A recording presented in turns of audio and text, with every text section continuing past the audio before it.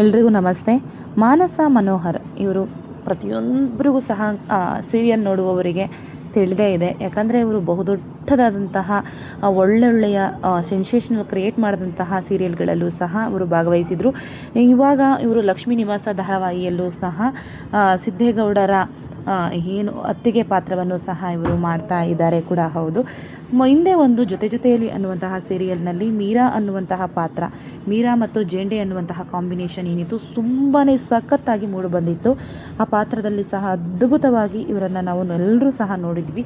ಈಗ ಇವರಿಗೆ ಗಂಡು ಮಗು ಆಗಿರುವಂಥದ್ದು. ಇದರ ಫೋಟೋಸ್ಗಳನ್ನು ಇಬ್ಬರೂ ಸಹ ಸತಿಪತಿ ಇಬ್ಬರೂ ಸಹ ಶೇರ್ ಮಾಡ್ಕೊಂಡಿದ್ದಾರೆ.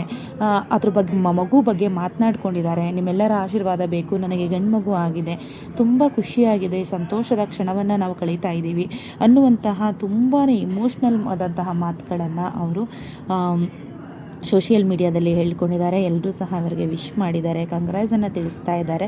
ಇವರ ಮುಂದಿನ ಜೀವನಕ್ಕೆ ಆಲ್ ದ ಬೆಸ್ಟನ್ನು ಹೇಳೋಣ.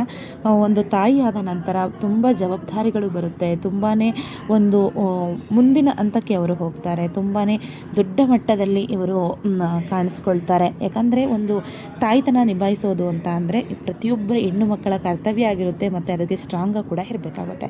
Thank you for watching.